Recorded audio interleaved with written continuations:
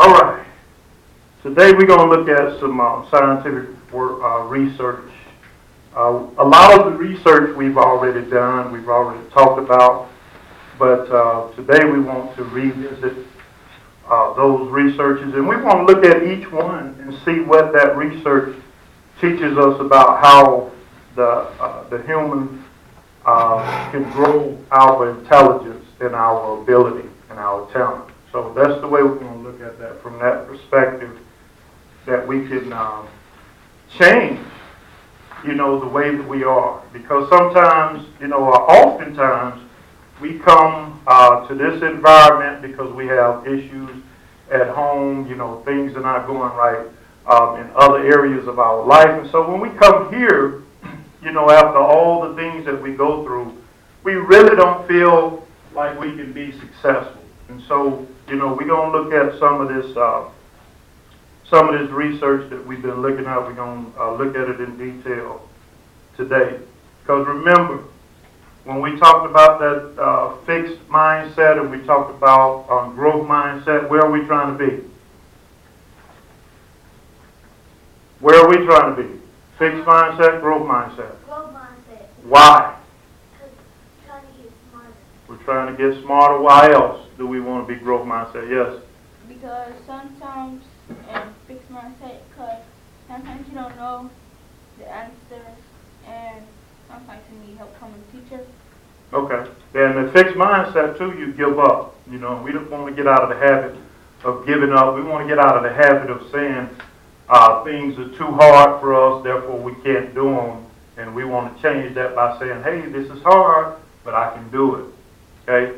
We want to get out of the habit of saying, I can't do this. We want to change that to I can't do this yet. Because when we put that yet behind it, it gives us the possibilities that we can grow. Nathaniel, can you just kind of like unlock the door for us so that if Miss McCaleb come in, she can just walk in the door, unlock the door.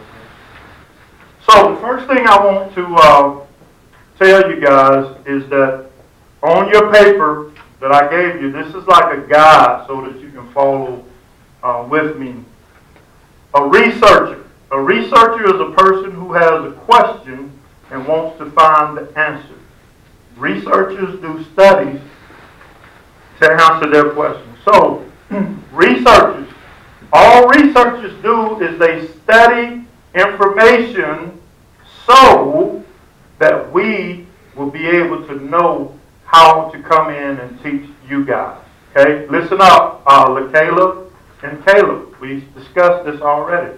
For this next 15, 20 minutes, that's all I'm asking for.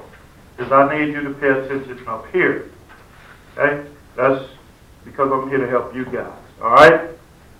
So, we want to, researchers, that's what researchers do. They do a lot of research because they want to be able to tell individuals how to get better. They want to be able to tell people for our sake, we want to know how this brain actually works. Because if we know how this brain works, if we know that we can get better, we know that we can get smarter, then we'll be more motivated to take, things like school serious.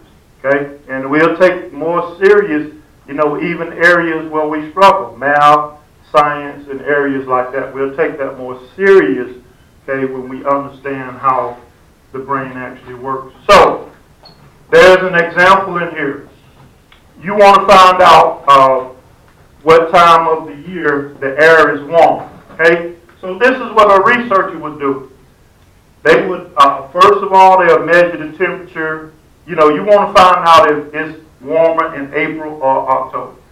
So the first thing you'll do is you'll take the temperature every day in April, right? You'll take the temperature every day in October. And then you'll add up all those temperatures for each month, and you'll see which one is higher. So that's what researchers do. So now you can go and say that April is warmer than October. Okay? That's how we get that information. Even when we talk about rain, we can go back and look at data that says in April we usually get this amount of rain, we usually get this many inches. In October, we usually get this many inches of rain. Okay, and we know all of this information because we have studied. Okay, when I talk to y'all about what marijuana, what it does to your brain, okay, what do you think I get that information from? Where? Somebody researched the information, right? Somebody researched the information, and they gave us the information that it affects the area in our brain where we have to make decisions. And that's why when we have young people that smoke marijuana at high rates, that's why they really don't make good decisions, because we know that that area of the brain is being affected. And so that's what research does. And that's why, we want to look at the available researches that help us to learn how to be better. So now, the first one is the baby brains. The baby brains. Newborn babies have plenty of brain cells, which are called neurons. However, baby cells have very few connections between them. So, the babies are born, and they have a lot of cells. Okay, but the thing is, they don't have the connections. All right? Since they are learning so much in their very first few years, babies grow many new connections between their brain cells. And we know when we grow those connections, what's happening? Yes? The brain gets stronger. Okay, and what else is happening with us when we grow those connections? Yes? Smart. We're getting smarter. We're getting smarter. Okay? So, we looked at that research in the babies. They start out and they have a lot of cells, but they don't have the connections. But as soon as they start learning how to do things, and we know that babies start learning immediately, okay, because they learn how to communicate if they're hungry. They learn how to communicate to their parents if they need to, if they're wet. Okay, and this, sometimes they do it by cries. And mothers know because they pay attention to their kids. So they'll know if the baby cry by the way they cry, what they need. Because my wife used to say that all the time. Eric, can you go change Eric Jr.? And I'm like, how you know he need to be changed? How you know he don't need some food? She say, go change him, please. Because she knows that because, when Eric was a baby, he learned how to give those different signals to his mother about what he needed. Okay? And she was there with him more than I was, so that's how she knew a lot more than I did. But when these connections are made in the brain, it is called plasticity. Plasticity. Brain plasticity is not for babies, just for babies.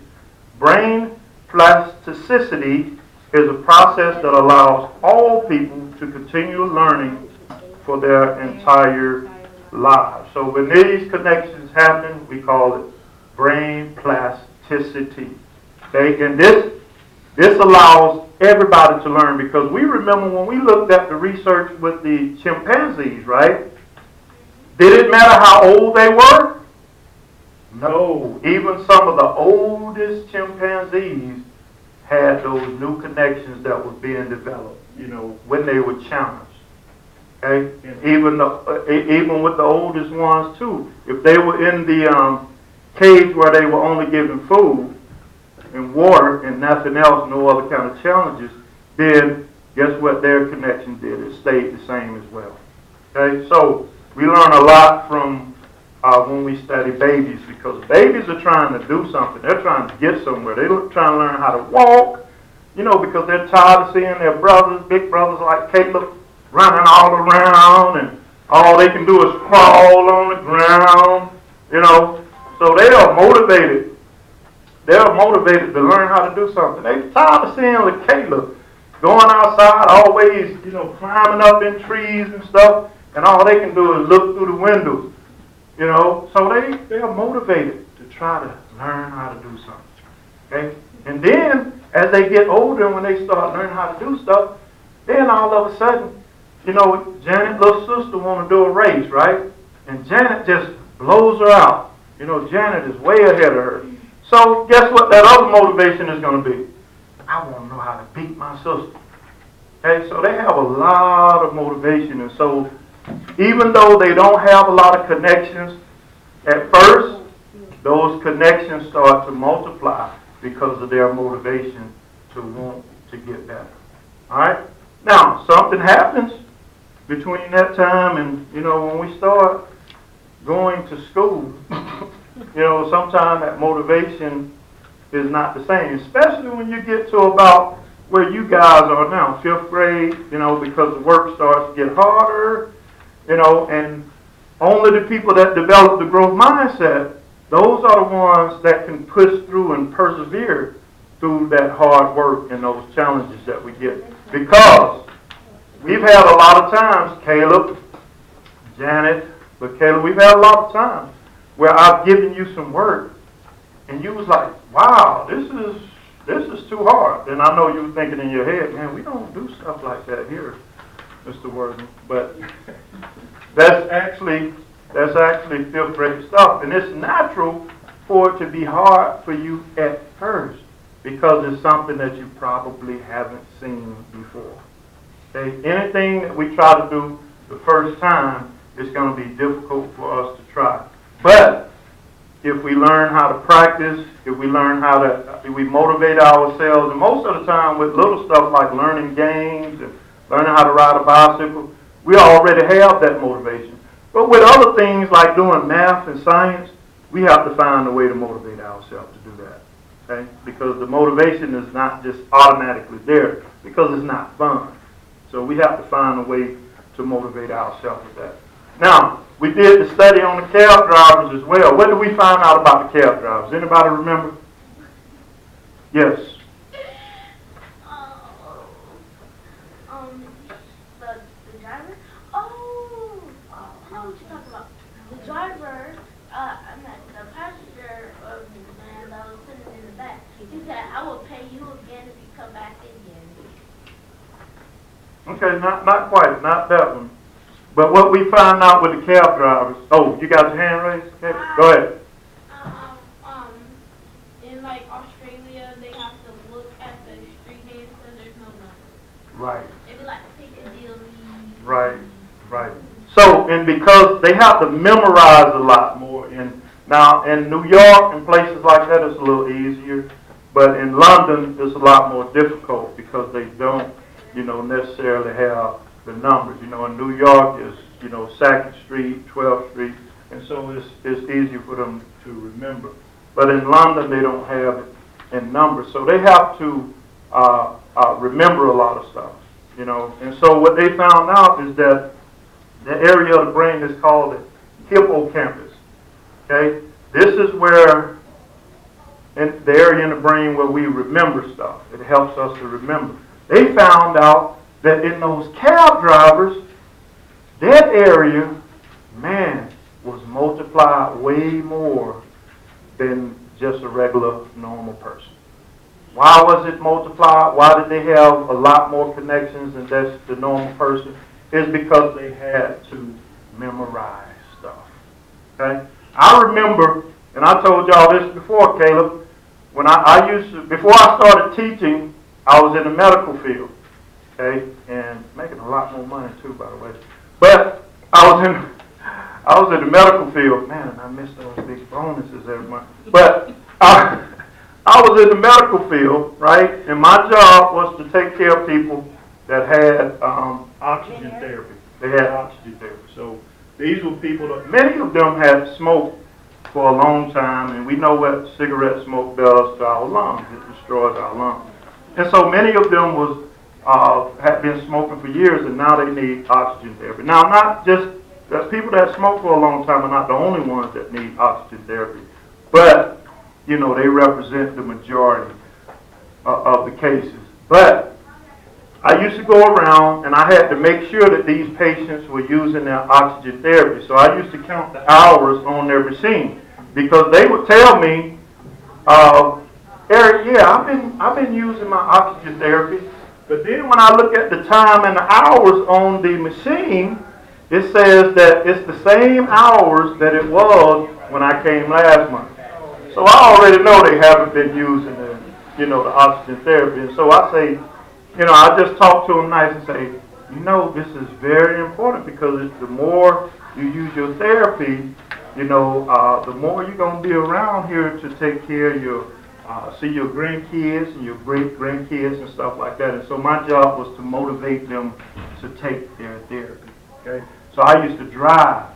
And I was working with a small company, but they paid me way more than everybody else that was doing it.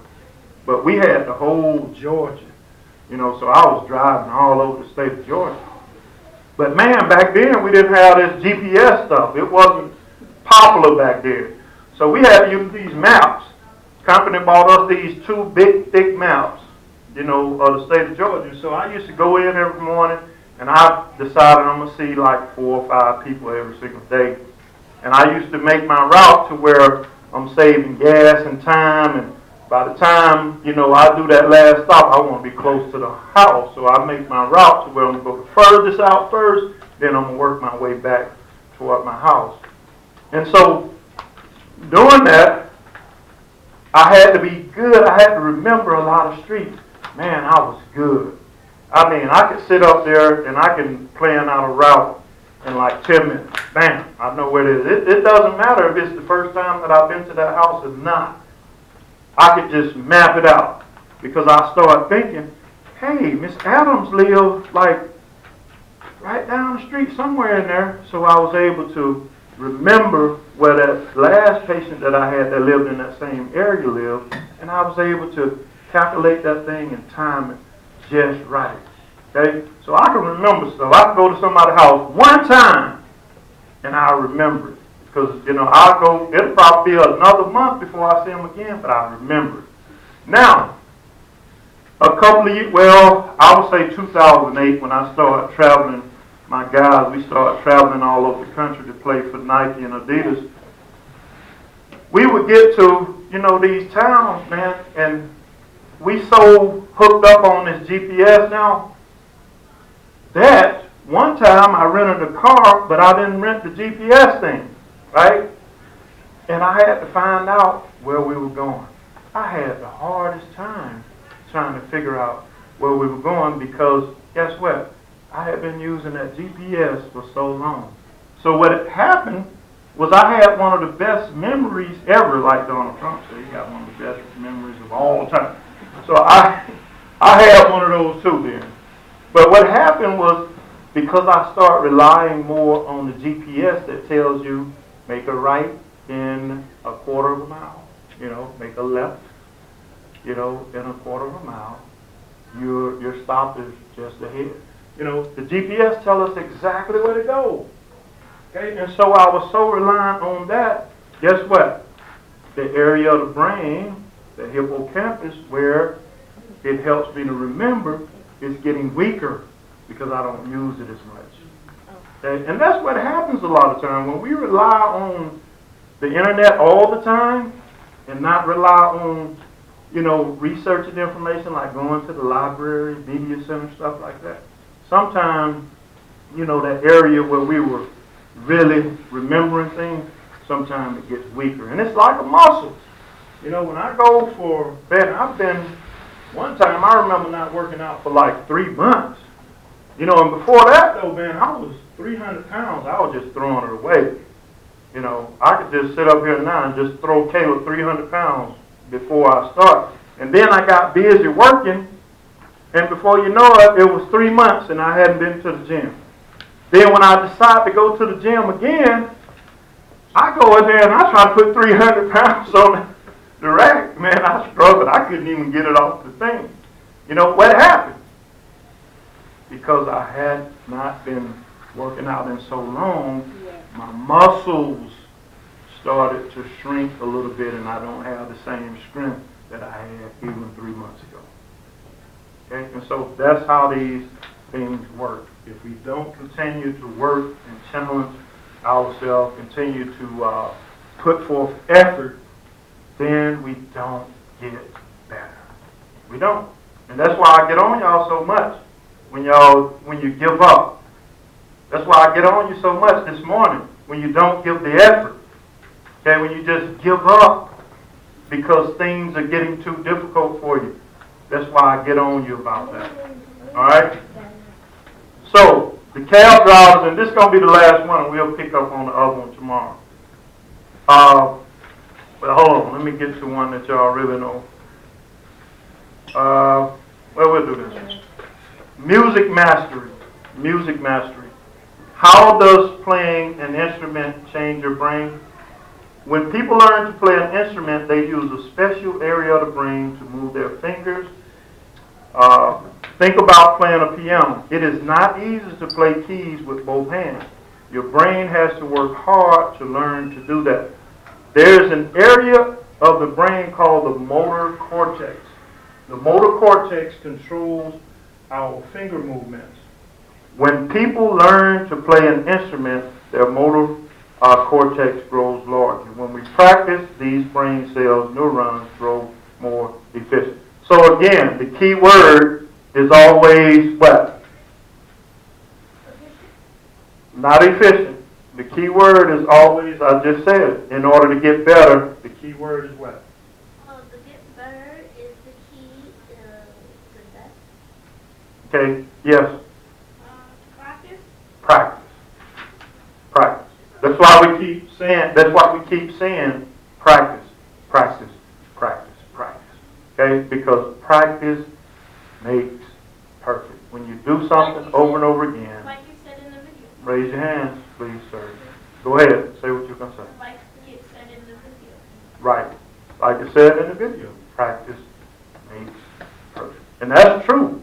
I mean, you won't be perfect, but you'll actually get better. And you'll get to the point where some people will look at you and say, man, they don't have no flaws. You know, so your flaws will be just between you and your loved ones. Nobody else would know it. You know, like Michael Jordan, he had to have a flaw somewhere, but you couldn't see it on the court. He had a flaw. He had a flaw shooting. Well, when he first came to the league, you're right, he did have a flaw, and that's what people knew, so they started playing off and made him shoot a jump shot because he couldn't. But he made himself better at that, and then he got to the point where you couldn't lay off of him. So by the time he was in his prime, though, you know, it appeared to be no weakness to him. Okay? And that's only because, you know, he practiced so hard. Kobe Bryant. You know, it's not a surprise that these people that were great, that reached that level of greatness, it's not a surprise that they always were the hardest practicing people too. They practice more than anybody. They work harder than anybody else. Steve Harvey. It's not a surprise that he does a lot of things, TV shows, radio shows. You know, it's not a surprise that he does those things because he worked harder than most people, and that's why he's able to have those opportunities. Okay, so the research shows us that if we apply ourselves, if we work hard, and if we take on challenges, stop running away from things because they present a little challenge to you. Ask for help. Keep trying. Don't give up. Because if you give up, you won't reach that potential that you have. If you keep trying, the sky's the limit. Right?